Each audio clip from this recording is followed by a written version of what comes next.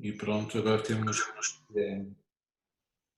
a produção. Vamos então falar sobre Clive Bell e como eu vos disse no início desta sessão, eu diria que foi muito oportuno colocarmos o autor do Clive Bell, porque eu julgo que as críticas mais contundentes em relação ao pensamento dele são precisamente as de Nelson Goodman, porque muitas vezes joga-se muito a discussão da forma e conteúdo. O autor insiste na forma, mas o conteúdo também é importante e ficamos um pouco nesta dialética que não nos leva muito do ponto de vista da compreensão da arte. O que Nelson Goodman mostra é que é possível entender nos próprios símbolos inerentes a uma determinada obra algo que não se esgota simplesmente na pura formalidade. E acho que isso é importante do ponto de vista da concepção. Nelson Goodman, peço desculpa, Clive Bell, quem foi Clive Bell? Clive Bell é um crítico de arte, escreveu várias obras, mas sem dúvida a obra mais influente que ele escreveu é uma que tem um título muito simples, Arte. É um título que provavelmente não teria muito sentido escrito anteriormente a Clive Bell, por uma razão muito simples, porque precisamente a partir dele a questão da arte torna-se a questão central do pensamento estético. Até então, como sabem, a questão da arte era essencialmente um dos tópicos, entre muitos tópicos, de uma disciplina mais ampla que se chamava estética. Ou seja, vejam, por exemplo, no caso de Schopenhauer. Schopenhauer tem uma estética e nessa sua estética, que é desenvolvida no livro terceiro do Mundo com Vontade e Representação, na primeira parte ele fala sobre os sentimentos estéticos que nós podemos ter em face de tudo, nomeadamente da natureza, de elementos naturais, o que é que nos leva a dizer que algo é belo, ou que algo é sublime, ou outro tipo de sentimentos, mas depois tem uma segunda parte em que analisa as diferentes obras de arte. No caso de Clive Bell, a questão é imediatamente colocada em termos artísticos, mas trata-se de uma visão, e isso é importante referir, é uma visão ainda estética da arte. Existem várias visões, e agora nós já sabemos isso bem, existem várias visões da arte, existem visões que insistem na vertente estética da arte, para quem a dimensão estética é crucial, é o caso de Clive Bell. Existem autores para quem a dimensão estética é irrelevante. Pode existir, pode não existir, mas não é isso que define algo como sendo artístico. E nós encontramos precisamente essa posição em George Dickey. George Dickey é claramente o autor para quem a dimensão propriamente estética não é importante ou relevante do ponto de vista da experiência artística. Esta obra, Arte, aliás, é uma obra que vocês podem ler na sua totalidade em português. Ela foi traduzida por epigrafia, que julgo que pertence à Bertrand, mas não tenho bem a certeza. É uma obra que encontram com se estiverem interessados propriamente. Para percebermos, no fundo, o sentido da tese de Clive Bell, eu utilizei um exemplo que nos deve levar, de facto, a pensar. E esse exemplo prende-se com dois quadros, duas pinturas. Vocês podem, atualmente, é um modo de dizer que ninguém pode sair aqui, porque muito pode ser uma viagem virtual ao Rijksmuseum. O Rijksmuseum é um museu real da Holanda, um museu que fica em Amsterdão.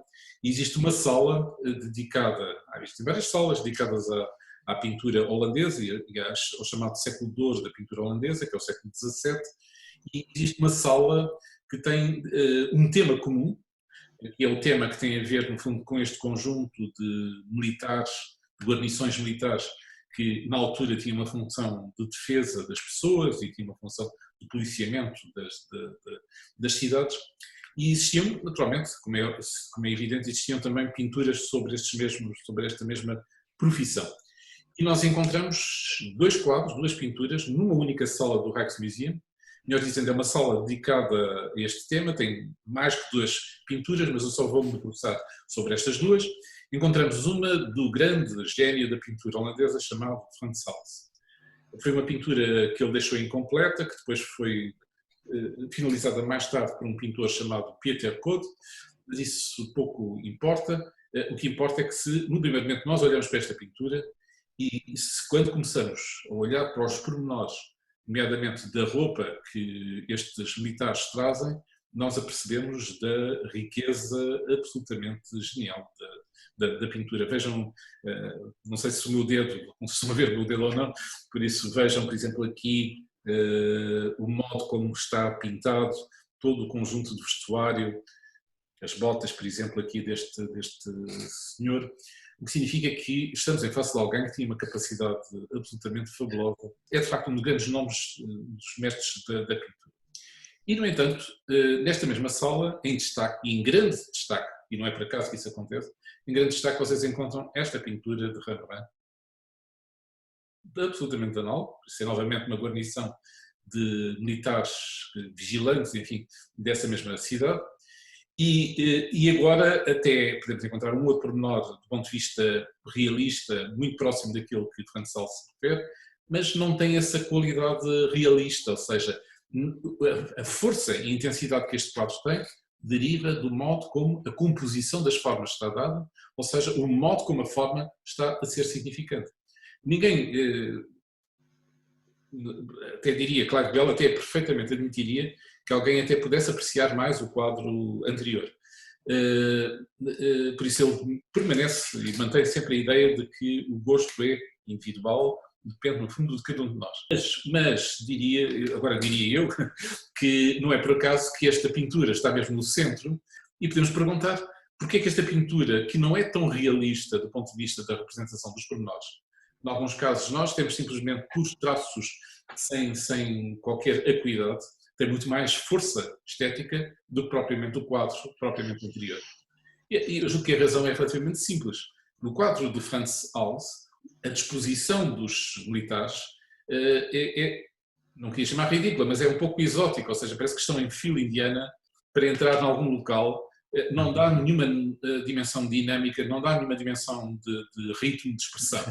Bem pelo contrário, se nós olhamos para este quadro de Rembrandt, que é conhecido pela Ronda Noturna, e volto a repetir, este quadro é sem dúvida dos quadros mais geniais que alguma vez foram pintados em toda a história da pintura. Existem, aliás, muitas referências na história da cultura ocidental a propósito do nome Ronda Noturna. É mesmo na literatura portuguesa, se não estou a erro, a grande escritora portuguesa Cristina Bessa Luís tem mesmo uma reflexão sobre este mesmo quadro e sobre esta metáfora, precisamente a Ronda Noturna. Se assim, bem, então percebemos que não é o tema do quadro que determina o seu valor, mas é essencialmente a forma como ele está a ser tratado. O que é decisivo no caso da pintura é, para já, no caso da pintura, é essencialmente a sua forma e não tanto propriamente aquilo que esse quadro em si mesmo. Clive Bell, isto simplesmente foi chamar a atenção que nós muitas vezes quando ouvimos a palavra forma, o termo irrita-nos um pouco porque tem uma dimensão de algum modo artificial, que não tem conteúdo, precisamente algo que é formal, algo que é rígido, algo que é estrito, quando muitas vezes esquecemos que precisamente na experiência artística a dimensão da estruturação das formas, da composição das formas é crucial, é decisiva para a força de uma determinada obra. Clive Bell, como é dito neste slide, é membro do grupo de Bloomsbury, o principal movimento modernista em Inglaterra. Quem já esteve em Londres e visitou, por exemplo, o British Museum, o bairro de Bloomsbury fica precisamente ao lado, o próprio British fica no bairro de Bloomsbury, que é uma zona, por isso, de Londres, que nesta época fazia parte dos subúrbios, atualmente, como sabem, pelo contrário, faz parte do próprio centro da cidade de Londres, mas isso é um pouco diferente. Sucede que a família de Virginia Woolf, que vocês encontram, eu espero que isto com o mirror da imagem não esteja propriamente a provocar confusão, que se encontra, pelo menos do meu lado, encontram do lado esquerdo inferior, encontram Virginia Woolf, que é um dos nomes mais importantes deste mesmo grupo, provavelmente até mais importante em termos artísticos, é a grande escritora literária desta época, a grande escritora que revolucionou não só do ponto de vista artístico, literário, mas também muito do ponto de vista da visão que as pessoas tinham da realidade do próprio mundo. Bem, a Virginia e mais os seus irmãos, uma delas é Vanessa, que acabou por casar com o Clive Bell, e por isso ela é conhecida por Vanessa Bell. Virginia e Vanessa e mais uns irmãos organizavam na sua casa, quando os seus pais faleceram, organizavam na sua casa que ficava no bairro de Bloomsbury, em Gordon Square, no número 46, organizavam sessões semanais de encontro em que estavam presentes muitas pessoas provenientes de grupos os mais variados possíveis e em que refletiam sobre o quê? Refletiam não só sobre arte, refletiam no fundo sobre questões que se prendiam com a alteração substancial que estava a acontecer do ponto de vista dos valores, nomeadamente no modernismo. Ou seja, no caso específico de Inglaterra, significava o fim de uma época vitoriana, dos valores vitorianos, de modo de ser, de modo de estar, que tem, se me permitem a expressão, tem também a sua importância e o seu interesse do ponto de vista artístico e estético, mas há aqui uma revolução, e uma revolução que não acontece apenas em Inglaterra, acontece em grande parte do mundo. Tem talvez os seus centros fundamentais em Viena, da Áustria, tem um outro centro em Paris e tem um centro precisamente em Londres, e ligado sobretudo a este grupo de Bloomsbury. Deste grupo de Bloomsbury fizeram parte personalidades fabulosas. Não sei se conhecem o escritor E.M. Forster. E.M. Forster escreveu livros belíssimos, um deles extremamente célebre, chamado Passagem para a Índia, que origina um grande filme, precisamente. Não sei se vocês já ouviram falar do economista Keynes. Acho que todos nós em Portugal já ouvimos falar das políticas keynesianas. Ora, Keynes era um membro ativo precisamente deste grupo, era um economista, mas fazia parte daqueles que sustentavam que em momentos de crise económica o Estado devia ter um papel central, devia se pôr à frente e devia investir sob pena da sociedade claudicar totalmente. E são as políticas keynesianas.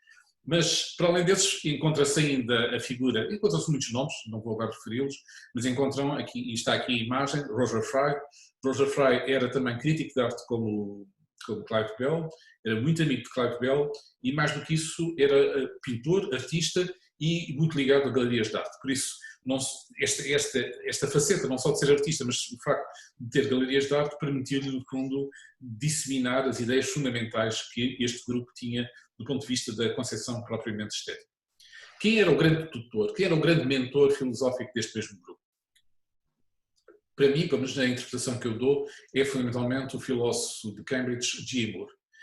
G. Moore não pertencia ao grupo de Bloomsbury, ou seja, que eu saiba, nunca participou em qualquer destas reuniões, mas eram sobretudo as ideias que eles tinham, que o grupo Bloomsbury tinha, daquilo que Moore estava a dizer na Universidade de Cambridge, que teve uma influência decisiva, uma influência crucial. E até, se me permite, até não deixa de ser curioso, porque há aqui uma figura que certamente vocês também referenciam com a Universidade de Cambridge, sem dúvida até mais relevante até do próprio Moore, que é Bertrand Russell, que foi extremamente amigo deste grupo, mas não é apresentado como mentor, como o guru propriamente do grupo de Bloomsbury e do próprio modernismo. Tanto o Moore, como Wittgenstein, como o próprio Bertrand Russell, pertenciam a um outro grupo muito estrito, muito académico, que existia, por isso, na Universidade de Cambridge, que viviam, por isso, de uma forma mais ou menos secreta. É uma coisa muito característica do mundo anglo-saxónico, inglês, das universidades inglesas, em que eles se encontravam e tinham, no fundo, penso que já uma vez vos disse isso, ou seja, tinham a divisa, este grupo tinha a divisa de que alguém só poderia fazer uma intervenção no grupo se tivesse algo de absolutamente notável para dizer. O que significava que o que acontecia muitas vezes é que a maior parte destas sessões ocorriam em total silêncio, na medida que ninguém tinha nada de notável para dizer, e por isso o que criava de facto umas situações. Não se importava tirar. Esse grupo é conhecido pelos apóstolos de Cambridge, e a célebre frase que vocês encontram no final do Tratados Lógico-Filosóficos de Wittgenstein, em que é dito daquilo que não se pode falar é melhor estar calado, mas não é tanto por este desejo de silêncio que G. Moore é influente. É sobretudo este texto que eu vos vou mostrar agora, um texto de G. Moore, que vocês encontram na sua obra Princípio e Ética, em que ele diz algo que foi literalmente, transformou-se literalmente uma espécie de manifesto desta geração. Ele diz: as coisas mais valiosas que conhecemos ou podemos imaginar são, sem dúvida, certos estados de consciência. Isso, o que significa que conseguir um certo estado de consciência deve ser o objetivo fundamental da vida humana, no sentido da vida, se permitem. Que se podem descrever genericamente como os prazeres das relações humanas e o gozo dos objetos belos. E diz-nos Moore, provavelmente ninguém que alguma vez se tenha confrontado com esta questão terá tido alguma dúvida de que o afeto pessoal e a percepção do que é belo na arte e na natureza sejam bom em si mesmo. Nem parece provável que, se considerarmos apenas as coisas que vale a pena termos unicamente por si mesmas, alguém pense que qualquer outra coisa diferente daquelas duas tenha tanto valor quanto elas. O estilo é um pouco autoritário, sem dúvida, mas afirma a ideia de que a amizade, o afeto pessoal, por um lado, e a beleza, tanto na arte como na natureza, são aquilo que, eventualmente, nós podemos dizer que tem valor intrínseco. Em que sentido? Valor intrínseco porque valem por si mesmos, não são instrumentos para uma outra coisa, para uma outra realidade. Satisfazem a alma, satisfazem esses estados de consciência que são propriamente referidos. Há só um aspecto que eu queria também referir a propósito de Moore, e que também marca muito o grupo de Bloomsbury e as concepções que eles têm sobre a arte, é que Moore pode-se dizer que é um intuicionista do ponto de vista ético. Ou seja, ele considera que a captação, a apreensão de valores como, por exemplo, o bem, aquilo que é bom, só se pode, no fundo, entender em termos intuitivos. Não pode ser entendido em termos de proposições descritivas.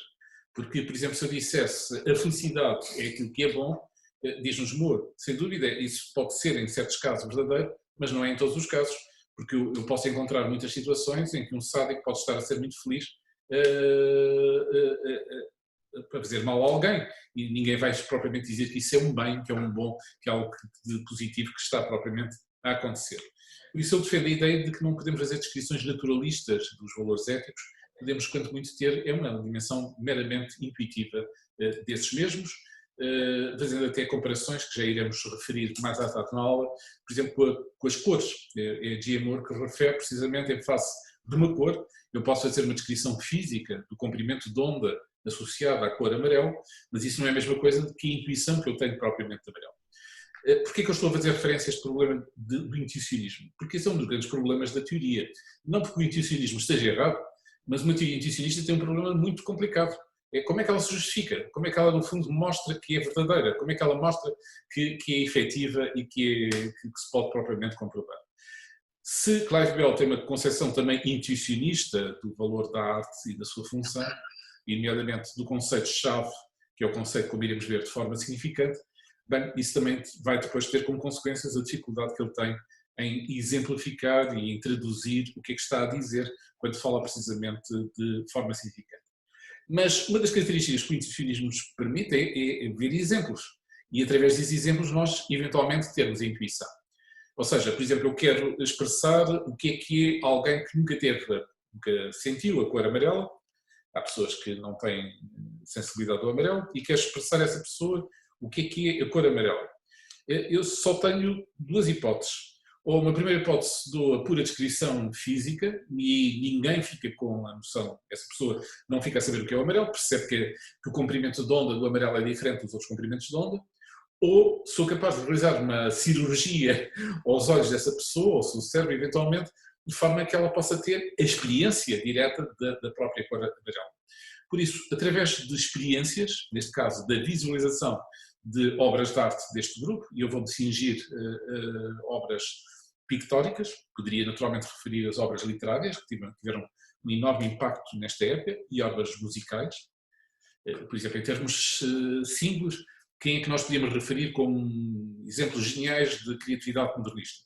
Em termos da literatura, claramente a Virginia Woolf. Romances como, por exemplo, Mrs. Dalloway é considerado um dos grandes momentos da literatura propriamente modernista, mas também James Joyce, Ulisses, também Ezra Pound e os seus cantos. Enfim, há toda uma literatura modernista fabulosa. Mas se olharmos para a música, nós também notamos uma revolução absolutamente notável. Músicos provenientes de estilos diferentes, mas que comungam de muitos ideais que fazem parte desta mesma geração. É o caso de Mahler, é o caso de Stravinsky, é o caso de Rimsky-Korsakov, ou seja, todo um conjunto de compositores que irrompem nesta época e que têm uma forma diferente, nova, enfim, de expressar, no fundo, a sua dimensão propriamente musical. Por isso, só vou ilustrar através de exemplos de pintura.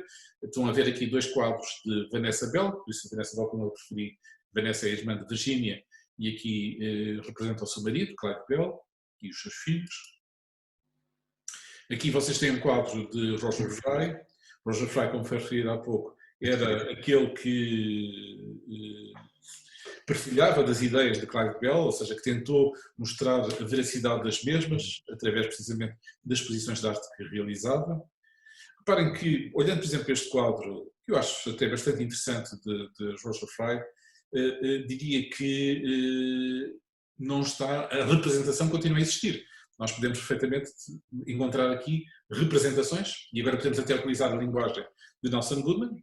Há aqui árvores que estão a ser denotadas, há aqui, eventualmente, até uma cidade ao longe que está a ser denotada. Por sua vez, há aqui exemplificações de cinzentos, de pretos, de várias, propriamente de várias cores. Por isso, a pintura formalista, pelo menos no modo como o Clive Bell e Roger Fry a viam, não implicava o abstracionismo total. Implicava precisamente uma importância grande em relação às formas, mas isso não retirava o facto de não podermos surpreender nas pinturas observadas precisamente a presença de representações. Vejam outra pintura de Roger Fry, por isso, neste caso, de um barco ancorado. Vejam uma representação novamente de Vanessa Bell, novamente é Clive Bell que está a ser propriamente representado. Vejam um exemplo, talvez, este é provavelmente considerado o melhor pintor deste grupo em si. Duncan Grant tinha um traço e uma força expressiva absolutamente notável, é um dos grandes nomes da pintura deste mesmo grupo. Dora Carrington, provavelmente muitos de vocês já devem ter ouvido falar dela, porque houve um filme muito célebre que tem o nome Carrington e que fala dos problemas, enfim, não só da pintura, mas também da sua própria vida, e é também um exemplo fabuloso da pintura, em que é de facto perceptível, no fundo, a importância que é dada às formas, mas isso não significa que não exista aqui a possibilidade de eu reconhecer perfeitamente nestas formas cactos, por exemplo, aqui mesmo junto nesta parte inferior do próprio quadro, ou mesmo montanhas, o que significa que, novamente, esta relação forma-conteúdo continuava propriamente a existir. Quem é que são os grandes mestres do grupo de Bloomsbury? Aqueles que eles veneram e que fazem imensas exposições, no caso de Roger Fry, é Cézanne, que é um pintor de finais do século XIX, mas que, ao ver, por exemplo, este tema, que é um tema da pintura de Cézanne recorrente, diria que 80% das suas pinturas são dedicadas a este mesmo tema, esta chamada Monção de São Vitoire, Monções e Vitoire, e nós percebemos claramente a importância que as diferentes formas têm, melhor dizendo, quase o efeito gestáltico que a conjugação de pinceladas tem na capacidade, no fundo, de nos dar precisamente uma enorme expressividade, neste caso, desta representação da pintura. É o caso também de Van Gogh, ou seja, Van Gogh é também um dos grandes nomes do expressionismo. Estas oliveiras de Van Gogh são notáveis. Tudo é expressão, parece que entramos num universo propriamente. Eu ainda recentemente, eu hei-vos mostrar, houve agora um projeto, há vários projetos associados com o Van Gogh, e falava-se até que iria existir uma exibição da obra de Van Gogh em Lisboa, não sei se ainda se mantém. Continuando, a propósito do quadro de Van Gogh, claramente nós vemos um quadro que encantaria todo o grupo Bloomsbury, nomeadamente Clive Bell. Tudo isto é, no fundo, um modo como o artista tem de não tanto estar a fazer uma representação de oliveiras ou de montanhas, mas estar essencialmente a mostrar a vivacidade, a força das próprias formas que são propriamente representadas. Ganham um ritmo e uma força que deriva precisamente desse sublinhar da forma enquanto tal e não tanto simplesmente na pura representação realista propriamente de algo. Vejamos agora a parte mais teórica do pensamento de Clive Bell. E esta questão, concordando ou não com a tese que ele sustenta, eu diria que nos dias de hoje poucas pessoas concordam com a tese que ele defende, mas esta questão é uma questão que importa naturalmente uma pessoa tomar uma posição sobre ela, não é uma questão bizantina, é uma questão, diria, a mais simples até, e que eu poderia sintetizar, não é necessário propriamente ler este texto todo. Se nós falamos de obras de arte, e obras de arte de muitos estilos, muitas formas, muitas escolas, nós estamos a utilizar a palavra arte constantemente. Ou de duas uma, ou esta palavra arte é meramente uma etiqueta que nos permite estar a comunicar e não tem significado nenhum, ou então tem significado. Se tem significado, nós podemos eventualmente não saber qual é, mas ele existe. É isto que Clive Bell nos diz. Vamos supor que quando as pessoas utilizam a palavra arte, não estão simplesmente a utilizar palavras só por falar. Estão a falar de algo, a que se chama habitualmente arte. Essas pessoas podem não saber o que é a arte, mas se utilizam a palavra, ela naturalmente tem um sentido. E por isso a indagação sobre a natureza do que é arte torna-se fundamental.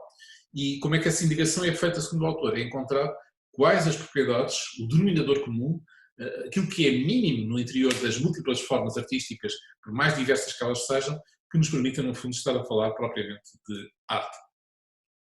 E ele coloca-nos, este é provavelmente um dos textos mais conhecidos, mais famosos do próprio Clive Bell, mais conhecidos e mais famosos da teoria estética da arte, quando ele nos pergunta qual é a qualidade que é comum a Santa Sofia, às janelas de Chartres, à escultura mexicana, a uma taça persa, aos tapetes chineses, aos frescos de Giotto, em Pádua, às obras-primas de Poussin, Piero da Francesca e Cézanne.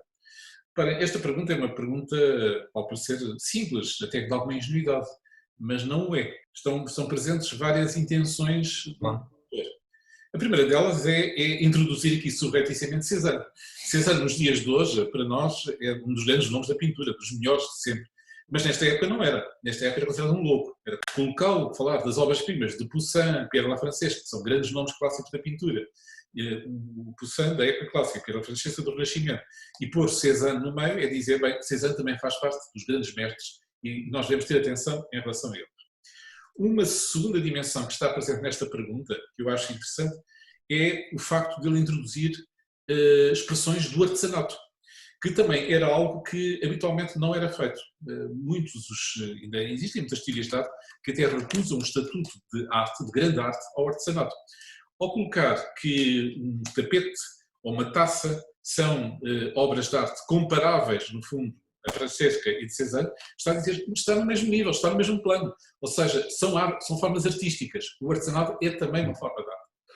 A terceira, talvez, dimensão que eu também acho interessante nesta pergunta que ele faz, e que também provavelmente não teria muito sentido colocada, sei lá, 50 ou 100 anos antes, é que ele está a pôr no mesmo plano, no mesmo nível, formas artísticas do Ocidente, da história ocidental, mas também da China, da Pérsia, do México, de épocas em si mesmas diferentes. Em termos culturais, isto só seria possível porque se iniciou aquilo que atualmente se designa globalização, ou seja, se iniciou um mundo em que as diferentes formas de expressão artística das diferentes culturas são colocadas no mesmo plano, no mesmo nível, e nós podemos apreciar tanto aquilo que se faz na China, como os chineses podem apreciar tanto aquilo que se faz no Ocidente, ao mesmo nível, ao mesmo plano. Não está restrita a esta ou aquela cultura, sem dúvida que elas irrompem das diferentes culturas. As culturas funcionam como a terra, a partir dos quais as diferentes formas artísticas germinam, mas elas podem ser apreciadas por uma pessoa em qualquer parte do mundo, em qualquer plano. Podem ver, por isso, a Hagia Sofia, que fica situada em Istambul, atualmente, antigamente Constantinopla. Podem ver os vitrais de Chartres, podem ver uma escultura asteca que vocês podem encontrar no British Museum, atualmente, a história da serpente. Podem encontrar a taça persa, podem encontrar o tapete chinês mesmo no centro, que é um dos grandes momentos de irrupção da história da pintura no Ocidente. Depois cá em baixo vocês encontram o self-quadro Ed in Arcadio Ego. Eu também já estive na Arcádia, eu também já fui feliz, de modo de dizer, eu também já vivi, agora morri, ou seja, é um pouco uma espécie de alegoria, mas do ponto de vista técnico, do ponto de vista é absolutamente fabuloso em termos de pintura. E depois vem a resposta dele em relação à questão colocada. Se olhar para estas obras todas, parece-me que há uma única resposta possível, a forma significante. Em cada um destes objetos, uma particular combinação de linhas e cores, certas formas e relações entre formas despertam as nossas emoções estéticas. Em termos simples, que uma forma é significante, logo, há formas que são insignificantes, que não propiciam a nossa experiência estética nem artística. A forma significante é aquela que suscita um certo tipo de emoção que Clive Bell designa por emoção estética. Por isso, uma obra de arte implica, uma obra de arte, uma pintura, talvez referir algo que eu não explicitei no início. Clive Bell começa a sua obra, a arte, dizendo que ele é um crítico de arte e é um crítico de arte de pintura. E que a sua área de especialidade é a pintura. E por isso aquilo que ele vai referir e pensar prende-se com a pintura. Dizendo que não se atreve propriamente a dizer se a tese que ele perfilha sobre a questão da pintura se pode expandir em relação às outras artes, porque ele não é um especialista, não conhece tão bem. Mas claro que isto é um jogo retórico, porque à medida que nós vamos lendo o livro A Arte, os diferentes capítulos, nós percebemos que ele quer claramente ampliar o conceito de forma significante a todas as formas artísticas, ou seja, quer fazer uma hipótese de compreensão, no fundo, da experiência propriamente artística. Bem, continuando então, e isto está a ser tapado por isto. Nigel Warburton sintetiza de uma forma muito feliz a concepção de Clive Bell. A teoria é essencialmente a seguinte: alguns objetos criados por mãos humanas foram, por algum motivo, dotados com o poder de produzir uma emoção estética nos espectadores sensíveis. Ou seja, uma obra de arte é um objeto criado por seres humanos. Isso poderia ser um aspecto também comum de todas as obras anteriormente vistas, tinham sido criadas por seres humanos, não são obras, não são seres naturais, não são entidades naturais, foram por algum motivo, e não se sabe qual é o motivo, dotados com o poder de produzir uma emoção estética nos espectadores sensíveis. Nem todas as pessoas serão sensíveis à forma. Muitas pessoas serão mais sensíveis em relação à denotação, mais do que propriamente ao modo como a obra está composta, à sua composição. Diz-nos Nigel Warburton, estes objetos estão por todo o lado e quando estamos interessados neles, enquanto obras de arte, é irrelevante quando foram feitos, quem os fez ou porquê. Provavelmente esta tese, que é uma tese rigorosa de Clive Bell, que Nigel Warburton está a expressar, geralmente irrita sempre as pessoas. Reparem, quando foi feita, tem a ver com a história da arte. Com a história da arte e a história da humanidade. Ou seja, é irrelevante saber qual foi a época que produziu determinada obra. Quem os fez. Ou seja, pouco importa a psicologia do autor ou a estrutura até social do autor, quem no fundo esteve por detrás de uma determinada obra. O autor podia desaparecer e a obra continuaria a ser totalmente relevante. E porquê? Ou seja, quais foram as intenções que estiveram na base de determinada obra. Se aceitarmos as teses de Clive Bell, é evidente que isto tem todo o sentido, porque aquilo que faz com que uma obra seja valiosa é precisamente pela forma que ela tem de suscitar uma emoção estética. Eu não tenho maior emoção estética por saber se essa obra foi feita na Antiguidade Clássica, ou se foi feita no Modernismo, ou se foi feita no Barroco. Isso não me é relevante para ter a emoção estética em face da obra. Também, quem é o autor? Bem, posso saber muitas vezes quem é o autor, mas há muitas obras fabulosas, até da arte, que não são anónimas, nós não sabemos quem propriamente as fez. Eu até costumo dar o exemplo do Ecce Homo, que ninguém sabe quem fez, quem é que propriamente a pintou. E porquê? No porquê, aí podemos depreender, por exemplo, no Ecce Homo, que houve uma intenção religiosa. A intenção religiosa é decisiva para eu ter o prazer, no fundo, de contemplar essa grande obra da pintura portuguesa, necessariamente. É isso que não é necessário. O poder para produzir uma emoção estética é inerente à forma significante. A forma significante é uma combinação de linhas, formas e cores em certas relações. Nem toda a forma é significante, mas se um objeto tem uma forma significante, tem-na por causa das relações entre essas linhas, formas e cores. A forma significante, defendeu Bell, é a única qualidade comum, ou seja, é esse denominador comum, e depois já iremos testar se isso é verdadeiro ou não, é a única qualidade comum que está presente em todas as formas de pintura. A representação, diria Nelson Goodman, a denotação, o que uma pintura pinta é irrelevante para a nossa apreciação das obras de arte como arte.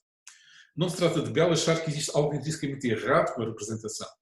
Nós vimos até nos exemplos do grupo de Blundering, que, como vimos, era composto por imensos pintores, que eles representavam muita coisa. O problema é que a tónica das pinturas não estava propriamente na dimensão da representação.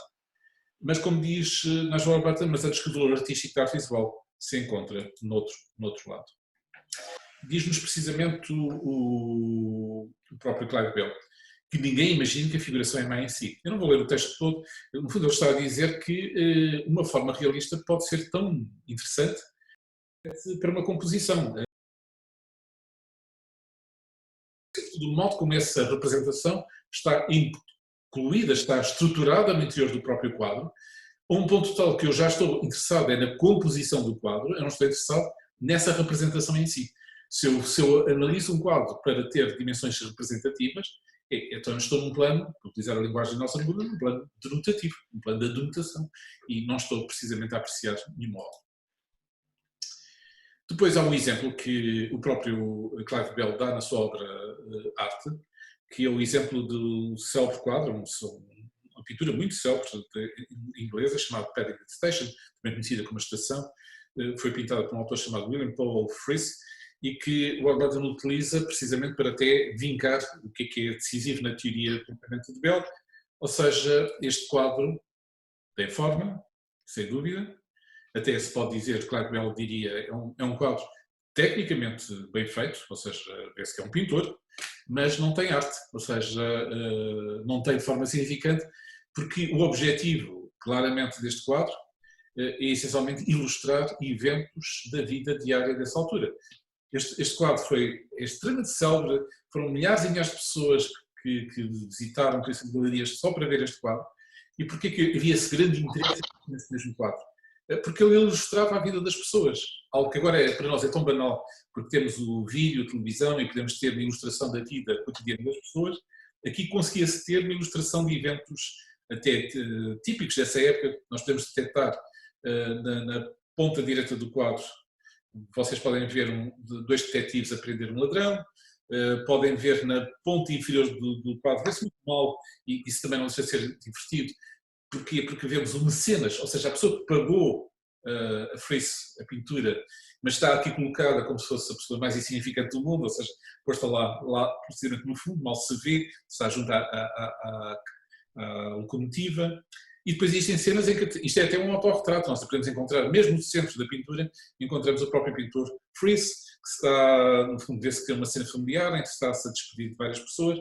E aquilo que as pessoas encontravam aqui nem estavam muito interessadas do ponto de vista da pintura, estavam interessadas era nestas cenas da vida diária, nestas cenas da vida cotidiana que esta pintura em si mesma expressava. O Clive Bell nunca pôs em causa a técnica pictórica de Frieze. Até lamenta que outros pintores não tenham precisamente essa capacidade técnica. O que ele acha é que essa capacidade técnica não deu, neste caso concreto, nesta pintura, uma obra que nos emocione esteticamente. Infelizmente, eu acho que aqui ele não foi muito feliz na terminologia, ele diz que não é uma obra de arte. Provavelmente porque para ele uma obra de arte só é quando é uma boa obra de arte. Eu repito, uma obra só é artística porque é uma boa obra de arte. Nós, na época de Clive Bell, vivemos uma época normativa. Ou seja, um filósofo, por exemplo, Clive Bell, ou crítico de arte, dizia que uma obra é obra de arte porque tem isto, tem esta característica. Logo, obras que não tivessem essa característica não eram obras de arte, mesmo que utilizassem meios, materiais e tivessem muitas similitudes com aquilo que se refere como sendo obra de arte. Não é talvez, como eu vos disse, a expressão mais feliz, eu poderia dizer, e legitimamente, que para ele, Clive Bell, esta obra de Frieze, Paddington Station, não era uma boa obra de arte porque lhe faltava forma significante.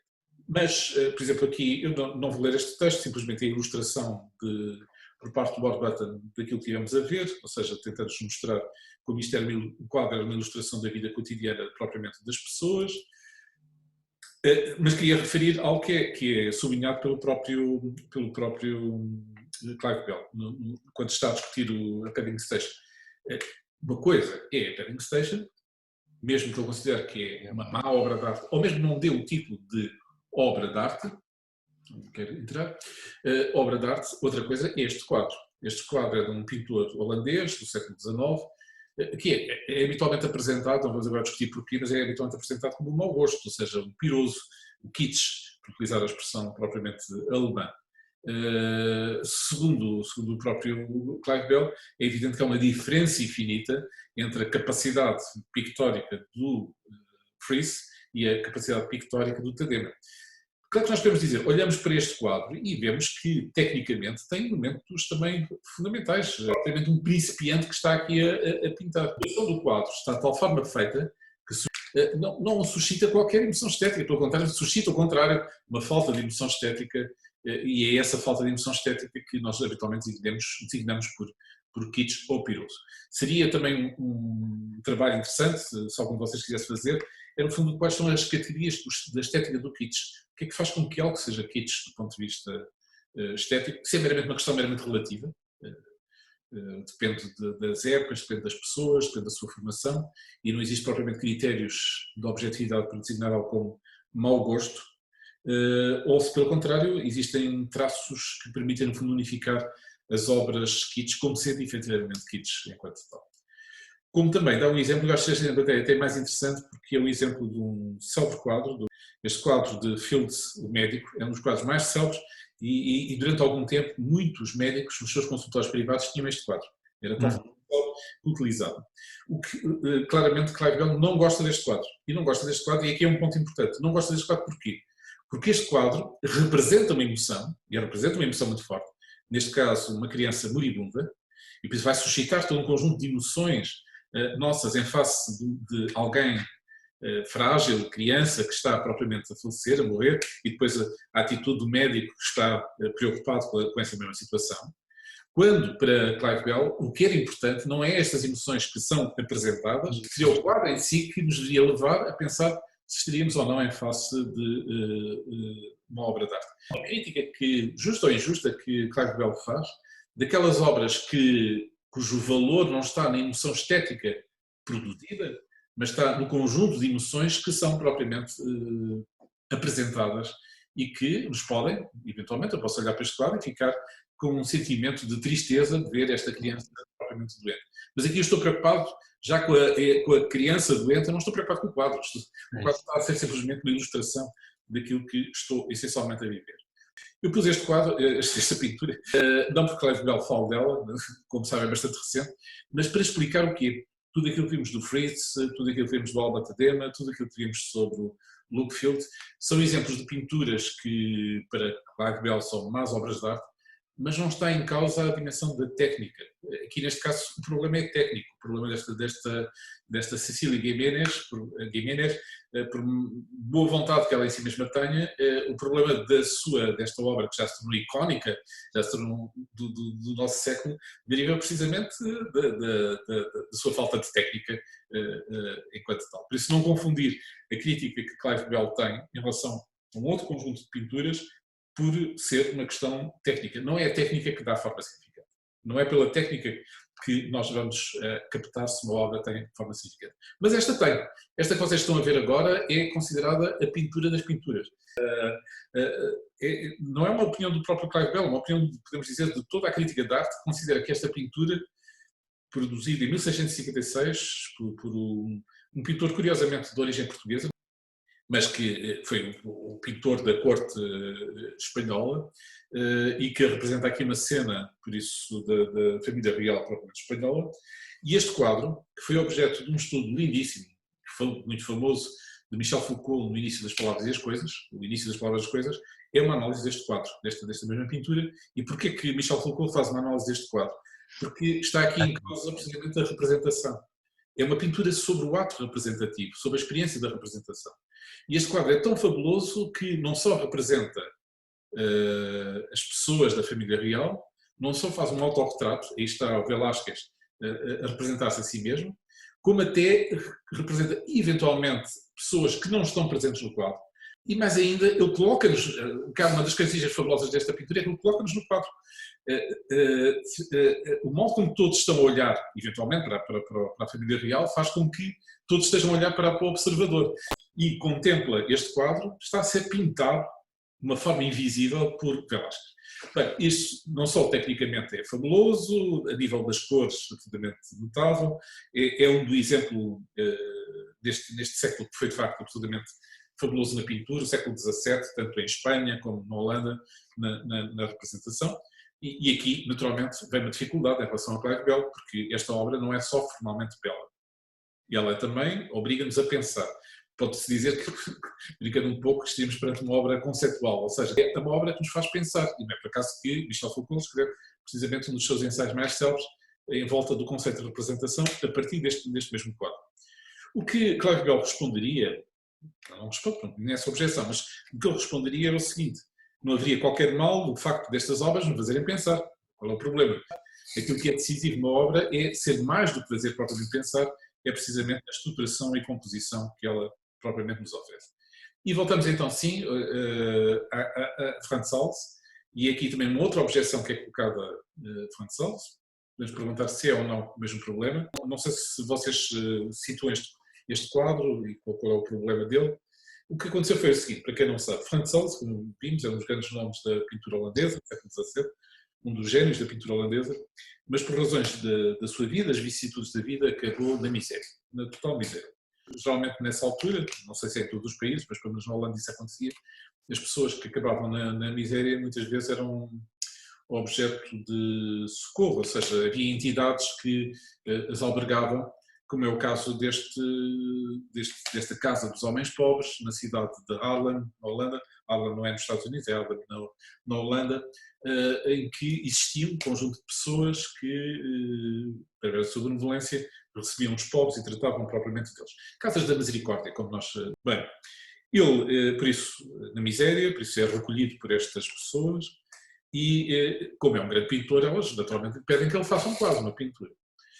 E este quadro, que é analisado de uma forma extremamente interessante por um autor chamado John Berger, Ways of Seeing, não sei se conhece essa obra, Formas de Ver, esse autor chama-nos a atenção que este quadro não deixa de ser um pouco inquietante pelo seguinte, é que quando nós sabemos o contexto em que esta obra foi produzida, olhamos para ela de uma forma diferente. Imagina a situação em que nós estamos na situação da miséria e que estamos a ser tutelados por estas senhoras.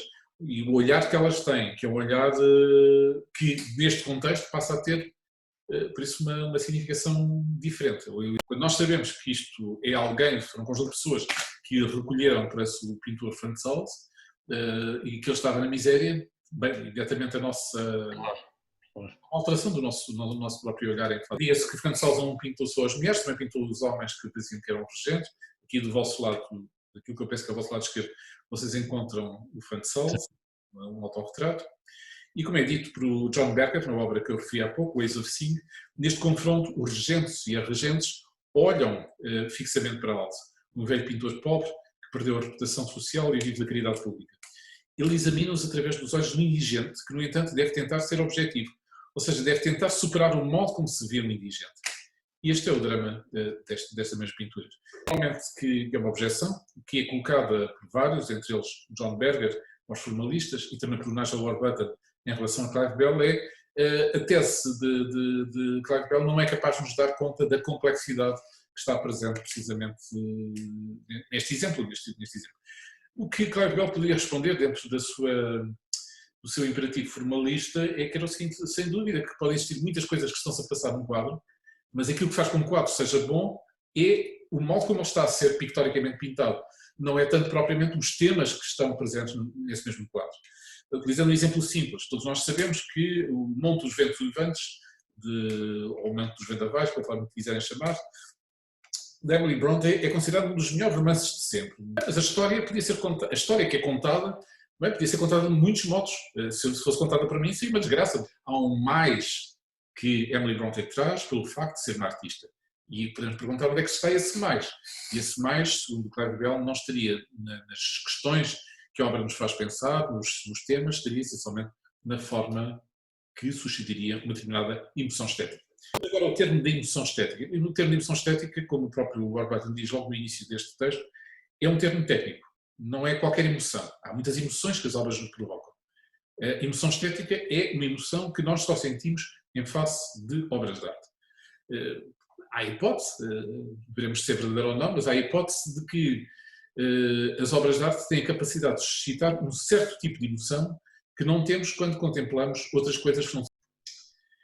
E isso permite-nos compreender algo que ainda hoje suscita discussão e debate. Se estiverem interessados sobre isso, eu e a professora Adriana Veríssimo Serrão e mais uns professores de Belas Artes editamos até um livro sobre esta questão. É uma obra que foi publicada por Centro de Filosofia sobre a categoria do feio e onde vocês encontram ensaios, alguns deles muito interessantes, precisamente tentando perceber como a fealdade pode ser uma categoria propriamente estética. E nesse livro vocês encontram todo um conjunto de ensaios em que alguns deles debatem uma questão que não tem só a ver com o feio, tem a ver com o horrível, ou seja, com a experiência do horror. E a experiência do horror deixa-se traduzir de uma forma muito feliz por estes quadros ou estas pinturas de Goya, que pintou precisamente no final da sua vida, quando se isolou de tudo e de todos, na Quinta do Sul, ele tinha problemas de audição, e pintou não em telas, mas nas paredes da sua casa, pintou todo um conjunto de quadros que são neste momento obras-primas, mas nas quais a dimensão do horror é evidente, é óbvia, numa representação. O que Clive Bell diz é o seguinte, o que Clive Bell argumenta e nos diz, e acho que é interessante, é o seguinte: esta obra trata de um tema horrível. Será que deixou de ser bela artisticamente? Não, ela continua a ser bela artisticamente. Não é o facto de suscitar uma emoção de horror que faz com que ela perca, no fundo, a sua beleza artística. Bem, se é assim, então a beleza artística não é a beleza trivial que nós encontramos à nossa volta. É outra coisa, é a emoção estética que nós temos em face de uma obra propriamente de arte. Outro quadro de Goya, também das pinturas que são dois velhos comendo uma sopa. ou vejam, por exemplo, uma cena de um cão que está a ser levado pelas areias movediças, que vai morrer, e vou tentar representar a tragédia desta situação, mas é de uma enorme beleza, e que eu depois aqui tentei ilustrar através de situações análogas. É o caso, por exemplo, do filme do Apocalipse Now. Bem, esta cena é uma cena de uma beleza absolutamente espantosa, mas é uma cena que dá conta de um evento horrível, não é? E, no entanto, nós podemos ter um prazer estético enorme, e que, aliás, é retirado pela conjugação do som, da imagem, até do facto da explosão acontecer no silêncio. Quando a explosão acontece, nós não ouvimos som de explosão, mas vemos simplesmente a pura imagem, e ao ver, há todo um conjunto de efeitos que a Paula faz que são extremamente felizes do ponto de vista estético, e que nos permite compreender que algo horrível pode provocar uma impressão de estética. O mesmo se pode dizer em relação a este grande pintor brasileiro, o pintor disparate, este grande fotógrafo brasileiro.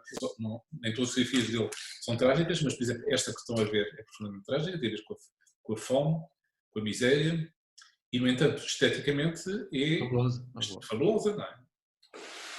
Depois este texto é um texto extremamente importante, porque é o momento em que o autor, Clive Bell, se confronta com a possibilidade de uma teoria estética.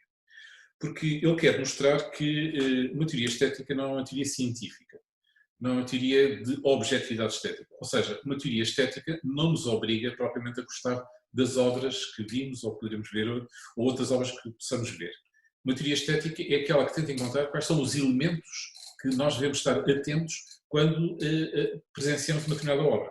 Como ele diz, embora A, B, C e D sejam obras que emocionam, e A, D, E e F as obras que emocionam o leitor, pode muito bem acontecer que X seja a única qualidade que estamos convencidos que é comum a todas as obras da sua própria lista.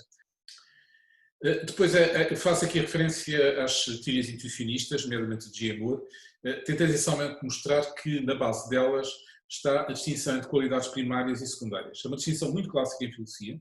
Para quem não é de filosofia, é uma distinção que ficou conhecida a partir de John Locke, quando ele disse que nós, quando analisamos uma realidade, podemos encontrar planos que todos nós concordamos. E existem planos que nós só subjetivamente somos capazes de intuir. Qual é o termo filosófico contemporâneo para designar essas qualidades secundárias, essas experiências que todos nós temos do ponto de vista sensorial, são fundamentais na nossa vida? Imaginem um mundo sem essas qualidades, mas que não são observáveis da mesma maneira, ou melhor dizer, nós não podemos saber por todos, são observáveis na nossa privacidade, na nossa subjetividade.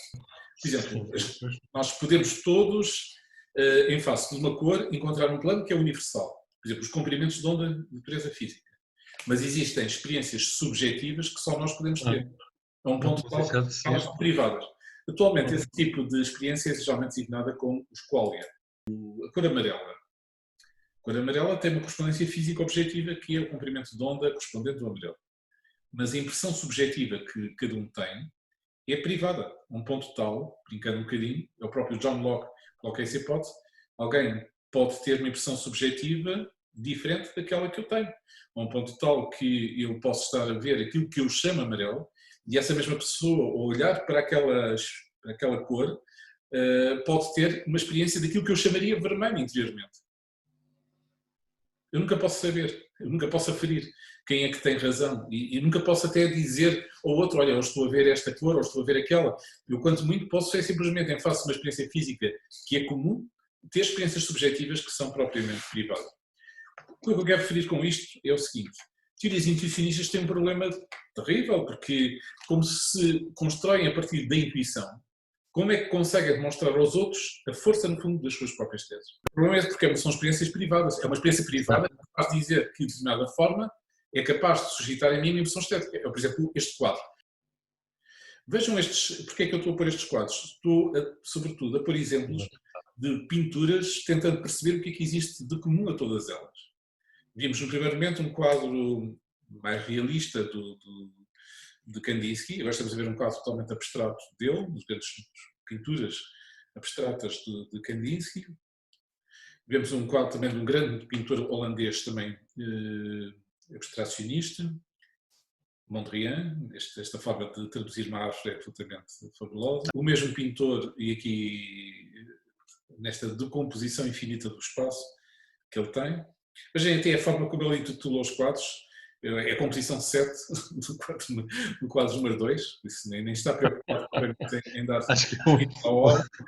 Esta, por exemplo, é um dos quadros mais célebres de Mondrian, É. composição com grande plano vermelho, amarelo, preto, cinzento e azul, ou seja, esta forma de simplesmente identificar as cores, as formas. Este é talvez o mais célebre dele, o Broadway Boogie Woogie, porque nos transmite a expressão de algo que está a acontecer, que está a suceder numa determinada cidade. Aqui vem, por isso, o pintor russo, Rothko, os célebres quadros em três cores que ele tem. E aqui foi simplesmente uma informação, tem a ver com uma capela que existe em Houston, nos Estados Unidos, que não é uma capela religiosa no sentido típico do termo, ou seja, qualquer pessoa, ateu ou não ateu, religioso, budista, hindu, o que quer que seja, pode entrar nesta capela, é um espaço, podemos dizer, de meditação e de serenidade. Vocês encontram algo semelhante em Berlim, junto às portas de Brandenburg há uma sala onde as pessoas podem estar também em meditação, mas utilizando no fundo as suas pinturas. Aqui temos o Yves Klein, no lado na pintura vocês encontram o seu célebre azul, o célebre International Klein Blue, um azul que ele próprio criou, e depois a sua aplicação numa escultura que vocês encontram propriamente aqui. Encontram aqui o célebre Pollock, era um pintor que não era nada contemplativo, como podem ver pela fotografia, ele claramente pintava dançando sobre a própria tela, mas consegue, apesar desta forma de improviso, que parece indicar, consegue efeitos estéticos extremamente belos, fortes. Depois que isto também foi simplesmente à parte, mostrar como muito desta arte abstracionista, que muitas vezes é desprezada, tem um impacto gigantesco na moda, tem um impacto gigantesco no mercado, ou seja, as cores criadas por Yves Klein aqui estão, nos vestidos, podem ver vestidos à Mondrian, podem ver vestidos à Rothko. Eu acho isto muito interessante porque significa que a arte muda a nossa estrutura visual.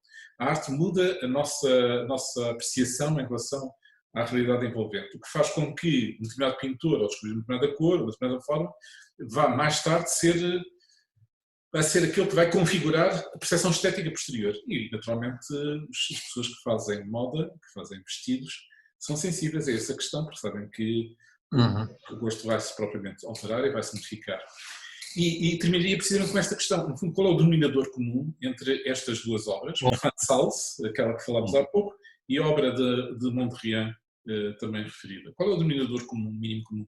Bem, como é evidente, para lá daquela característica apontada pelo próprio Clive Bell, que é o facto de ter sido feita por seres humanos, são produções de seres humanos, aquilo que existe de comum, eu sinceramente não encontro mais nada comum que não seja linhas e cores e formas. Se me encontrarem mais qualquer coisa que seja comum, ou seja, esse denominador comum das obras pictóricas, digam. E esta é a força da argumentação propriamente dele. Depois, eu vou agora passar muito rapidamente, porque, como eu vos disse, até porque já estamos a 6 minutos do fim da sessão, trata-se, no fundo, de ver noutras artes a presença da forma significante, aqui no artesanato ameríndio, aqui na fotografia, aqui na dança, aqui no teatro. Aqui não é tão belo, mas se vocês virem isto em vídeo e podem ver, é a representação de Patrice Chéreau, do Anel de Wagner, e é uma beleza absolutamente notável, mesmo esta cena em que o Brunilde se atira na pira. Aqui, Bill Viola, não sei se conhecem este arte vídeo, que se chama de arte vídeo, americano, é notável, é absolutamente fabuloso o que ele produziu no domínio da arte vídeo, também sobre um tema wagneriano. Aqui tem um exemplo da forma significante aplicada ao cinema, neste caso, do último filme de Tarkovsky.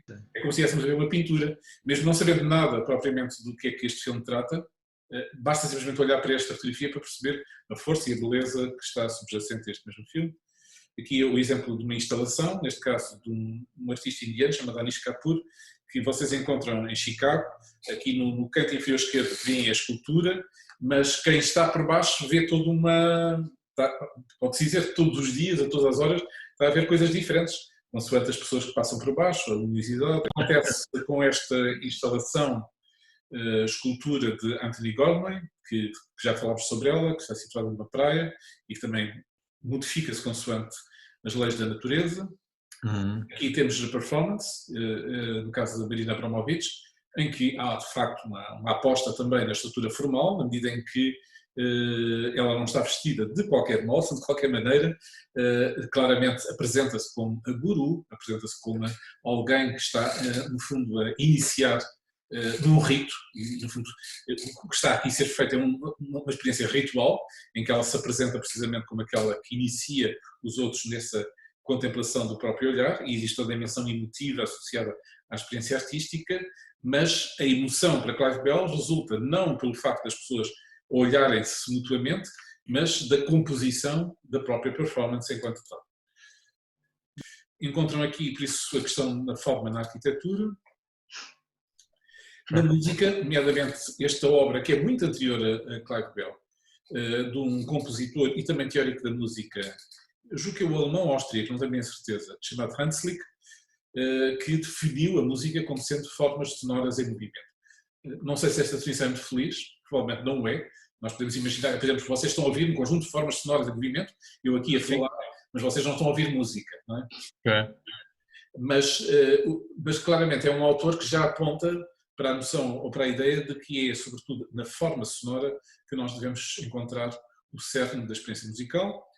Depois aqui, na questão da poesia, quando eu digo, em termos de Shakespeare, "Went to the sections of sweet, silent salt", para neste jogo rítmico que é feito de sons e a beleza que, no fundo, resulta precisamente disso mesmo, que Vasco da Samora conseguiu dar uma tradução totalmente diferente em termos sonoros, mas que não deixa de ser extremamente intenso. Depois aqui vêm as objeções em relação à teoria. Uma delas é que é circular, a circularidade, mas uma circularidade viciosa. A circularidade viciosa resulta do facto de, quando definimos um termo, aquilo que é definido é apresentado por as características que se apresentam na definição. Por exemplo, neste caso concreto, o que é a forma significante? É aquela que provoca emoção estética. O que é a emoção estética? É a emoção que resulta da forma significante. A crítica pode ser, no entanto, posta de lado, na medida em que o próprio Clive Bell sentiu a necessidade de dar informação, de dar mais elementos e não ficar simplesmente por este jogo meramente circular. Nomeadamente quando formula a chamada hipótese metafísica, que consiste no facto real e efetivo de muitos artistas, quando olham para a natureza, serem capazes de encontrar nessa mesma natureza, na própria realidade, aquilo que eles vão depois encontrar nas suas obras de pintura. O que significa que não é meramente um puro jogo formal para Clive Bell, é no fundo uma atenção em relação ao próprio real por ele mesmo, à realidade propriamente por si. Todos estes textos não vamos agora perder tempo na leitura, vocês depois podem nos ver com a maior atenção. Quem nunca teve pelo menos uma vez na vida sobre a visão da paisagem como forma pura? O que é isto? Quem é que nunca teve na vida um determinado momento em que pensasse, bem, aquilo que eu estou a ver, como seria fabuloso um quadro, como seria fabuloso uma pintura? E que eu tentei mostrar através, por exemplo, desta duna na Namíbia, que é uma autêntica obra de arte. Já é uma obra de arte porque é uma fotografia, mas enfim, vamos imaginar que estamos a ver efetivamente, estamos na Namíbia e estamos a ver esta duna gigantesca, e esta experiência cromática que se pode efetivamente ter na Namíbia, bem, eu posso olhar para a natureza como se ela fosse uma obra de arte. Ou esta aqui, absolutamente também notável, de conjugação de várias cores, de formas, mas isto são... Ou nesta fotografia, podem dizer, isto é uma obra de arte, mas é uma fotografia de um evento natural, que é um lago nos Estados Unidos, tirado pelo grande fotógrafo Ansel Adams, que significa que ele foi capaz, em face de um elemento natural, sabê-lo transformá-lo em forma significante. A tese de Clive Bell parece muito semelhante à tese que Bergson desenvolve a propósito da arte. Bergson foi um filósofo francês e também podemos dizer que não é por acaso, porque Bergson faz parte da era modernista, faz parte dessa época de Marcel Proust, que o modernismo também vingava em Paris, em França, e ele diz esta frase assim: seja na pintura, na escultura, na poesia ou na música, a arte não tem outra função a não ser de afastar os símbolos úteis, ou seja, retirar aquilo que constitui um elemento de utilidade dos objetos representados, em termos práticos, assim como as generalidades convencionais e sociais que nós associamos em relação a determinadas representações. Uma palavra, tudo o que nos mascara a realidade, para nos pôr face a face com a própria realidade. E isso não deixa de ser interessante, que esta tese, que aponta para a dimensão da realidade, não do realismo, mas da realidade, no fundo, ser a chave secreta da compreensão de uma teoria que muitas vezes é refutada, como dizendo, por ser meramente formal. Claramente, Clive Bell estava à procura da forma da realidade por ela mesma, da coisa em si, como ele nos diz. Eu apresentei-vos, vocês podem ver este vídeo no YouTube, é essencialmente mostrar como se pode fazer uma análise à Clive Bell de uma determinada obra, em que não se está interessado na iconografia, não se está interessado nos aspectos sociais, psicológicos, que fazem parte, no fundo, das preocupações do pós-modernismo, está simplesmente, no fundo, interessado numa análise formal, e se virem esse vídeo, veem como ela é muito feliz do ponto de vista da captação dos elementos. Apesar de esta visão da arte ser intuicionista, ela é capaz de nos dar conta de imensos elementos que fazem parte da composição de uma determinada obra. Depois aqui vem elementos críticos, por exemplo, mostra Warburton que provavelmente a teoria de Clive Bell já não tem muito sentido nos dias de hoje, pela razão de que existe toda uma arte conceitual que afastou a dimensão estética, como por exemplo este fato de Joseph Beuys, ou seja, vou imaginar até a cara do Clive Bell a ver esta obra de arte e a perguntar, mas o que é que existe aqui de significante nesta forma deste mesmo fato? Não é? Quando a questão para Joseph Beuys não é a forma, o que está em causa é o símbolo que esse fato desempenha, porque foi o fato que ele, num determinado dia, utilizou para participar numa manifestação. Depois vem a questão do elitismo, que, como o próprio Warburton chama a atenção, não é uma crítica muito contundente, na medida em que, precisamente, o próprio Clive Bell não está a exigir, por exemplo, que a arte popular não tenha sentido. Bem pelo contrário, eu considero que o artesanato pode ser uma forma excelente de obra de arte, mas precisamos ter frequentado os cursos em Courtauld ou em Warburg, que são dois grandes centros de arte em Londres, para, no fundo, apreciarmos propriamente obra de arte.